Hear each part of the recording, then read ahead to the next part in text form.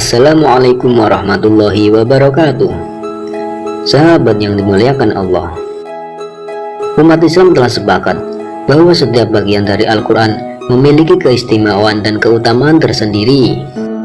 Salah satu keistimewaan Al-Quran diantaranya adalah Al-Muta'abbadu bitilawati. Siapapun yang membaca Al-Quran tanpa mengerti maksudnya, maka pembacaan itu sudah dihitung ibadah.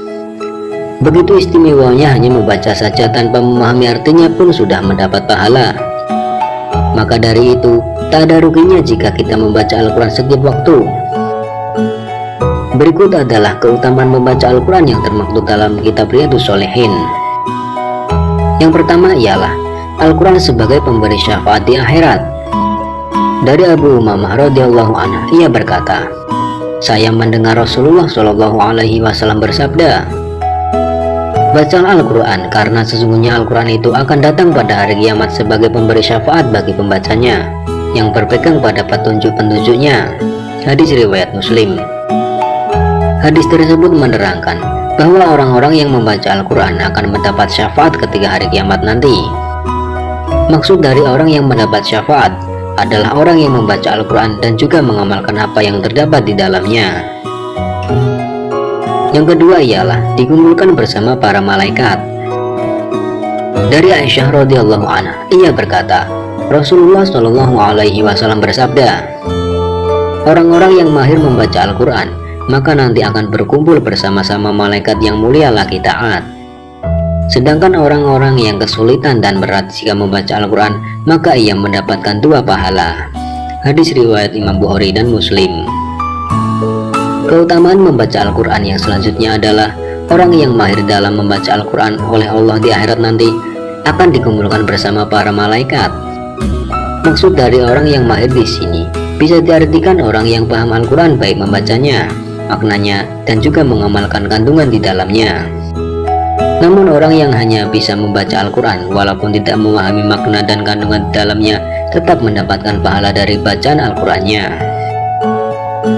Yang ketiga ialah mengangkat derajat orang yang membaca Al-Quran. Allah Subhanahu wa Ta'ala akan mengangkat derajat orang-orang dengan Al-Quran, sebagaimana hadis yang diriwayatkan oleh Umar bin Khattab radhiyallahu anhu berikut, bahwasanya Nabi Muhammad Shallallahu alaihi wasallam bersabda, sesungguhnya Allah akan mengangkat derajat beberapa kaum dengan Al-Quran, dan Ia akan merendahkan derajat suatu kaum yang lain dengannya. Hadis riwayat Imam Bukhari dan Muslim. Begitu agung dan mulianya Al-Quran. Di sisi lain, Allah juga akan merendahkan suatu kaum dengan Al-Quran, yaitu orang-orang yang jauh dari akhlak Al-Quran itu sendiri dan bahkan mengingkari Al-Quran. Yang keempat ialah mendapat pahala yang berlipat.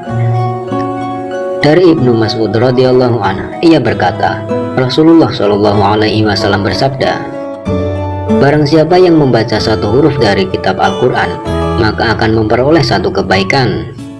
Setiap 1 kebaikan dibalas dengan 10 kali lipat. Aku tidak mengatakan alif lam mim itu 1 huruf, tetapi alif 1 huruf, lam 1 huruf, dan mim 1 huruf. Hadis riwayat Imam Tirmidzi. Keutamaan membaca Al-Quran selanjutnya adalah barang siapa yang membaca ayat-ayat Al-Quran setiap 1 hurufnya akan mendapat 1 kebaikan, dan setiap 1 kebaikan akan mendapat 10 pahala.